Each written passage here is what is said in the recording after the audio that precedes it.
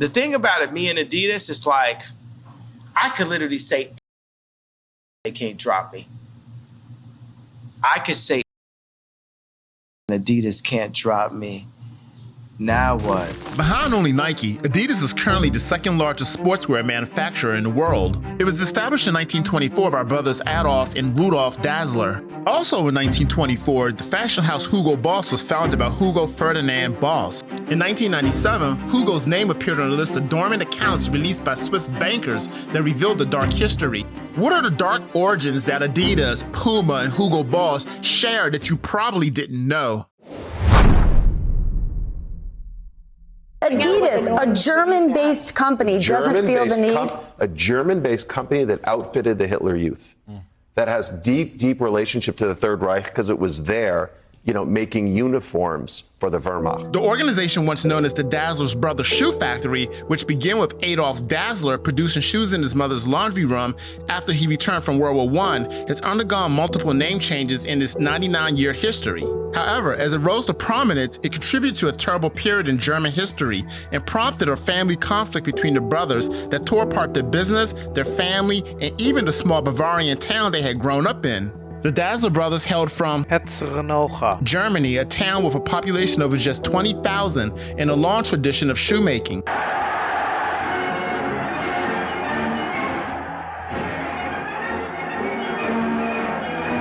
They achieved their first significant success at the 1936 Olympics in Berlin. The Dassler brothers' spike athletic shoe, then known as Geta, gained notoriety when American sprinter Jesse Owens decided to run in it and famously went on to win 4 gold medals. The athletes who participated in the controversial games while wearing Geta shoes won a total of 7 gold medals, 5 silver medals, and 5 bronze medals.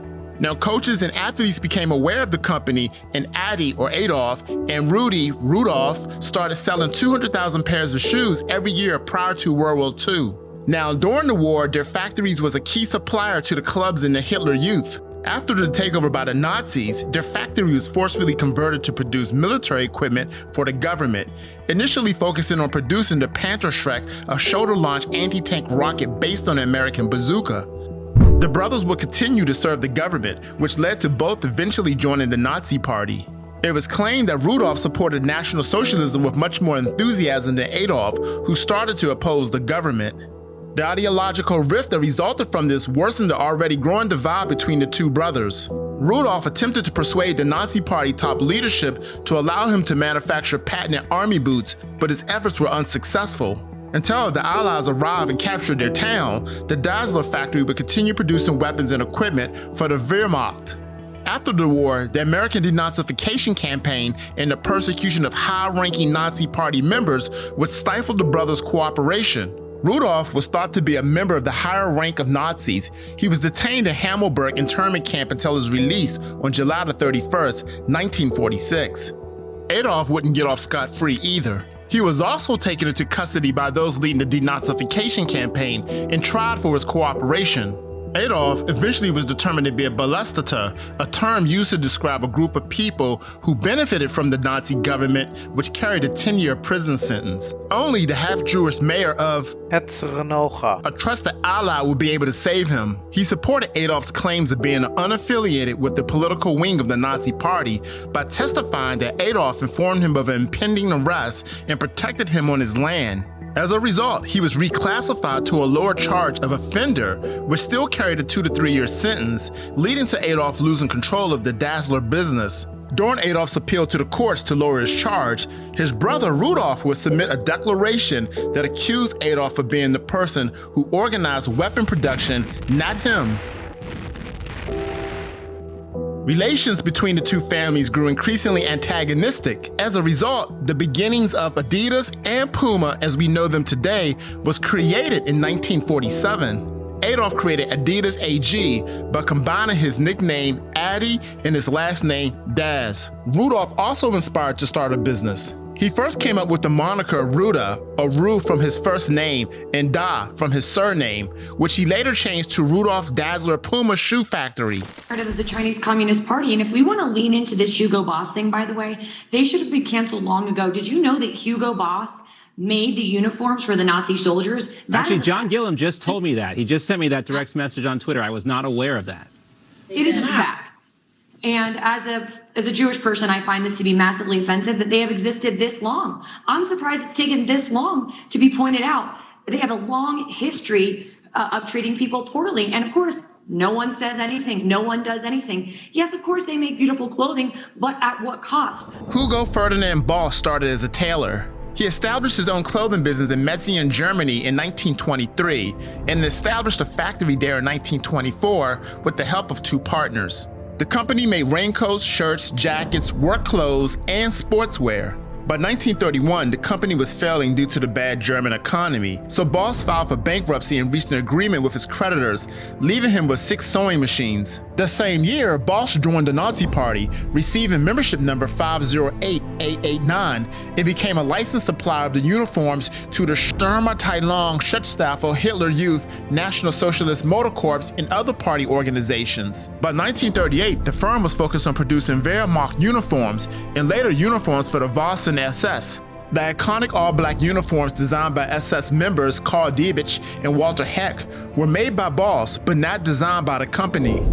Hugo Boss employed 140 forced laborers, many of whom were women, during World War II. 40 French POWs also worked for the company between October 1940 and April 1941. The company was a relatively small contributor of clothing to the regime, but profited demonstrably from National Socialism and suddenly had 300 employees within the uniform branch. By 1940, the company earned 1 million Reichsmarks compared to 200,000 Reichsmarks in 1936. The fact that Boss was a party member in 1931 certainly didn't hurt him. Also, the company managers were fervent National Socialists who were all great admirers of Adolf Hitler.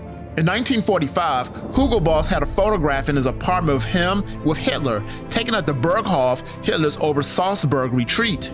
Boss was regarded as an activist, supporter, and benefactor of the National Socialism because of his participation in the Nazi Party, his financial support of the SS, and the uniforms provided to the Nazi Party. In a 1946 ruling, he was fined $70,553, along with the loss of the ability to vote and manage a business. Boss filed an appeal, and as a result, he was given a lower charge because he was no longer seen as actively promoting National Socialism. In 1948, Boss died, but his business survived. Eugene Holley, his son-in-law, assumed control and management of the business. Following a period of providing work uniforms, the business received its first order for custom men's suits in the 1950s. The business started making ready-made suits in 1960. Eugene retired in 1969, leaving the business to his sons Johann and Uwe, who started doing business abroad. The first suits bearing the Boss name were created in 1970, and the company officially registered its trademark in 1977. In 1984, the first Boss branded fragrance appeared. This helped the company gain the required growth for listing on the Frankfurt Stock Exchange the following year. After the Envato textile group acquired a 77.5% stake for $165 million in 1991, the Hugo and the Balserini brands were introduced in 1993. In 1995, the company launched its footwear range, the first in a now fully developed leather product range across all sub-brands. It wasn't until 1997 that the company found out about the founder's Nazi past, when Hugo Boss' name turned up on the list of abandoned accounts made public by Swiss bankers. In 2011, the company issued a formal apology in response to the self-commissioned Coaster report, stating profound regret to those who suffered harm or hardships at the factory run by Hugo Boss under National Socialist rule. Hugo Boss is far from the only big company to apologize for its role during the war in recent times. Several companies, including IKEA and the French National Railway, have admitted to playing unsavory roles in the past. Swedish billionaire Ingvar Kamprad, the founder of IKEA furniture chain, has said they've actively recruited people to the fascist Sweden Socialist Union, admitted that the involvement was youthful stupidity and the greatest mistake of his life. Hey guys, we come to the end of the video. Did you know before my video that Adidas and Hugo Boss had a dark past? Let us know in the comments section and please like and subscribe to the channel. Until then, we'll see you next time.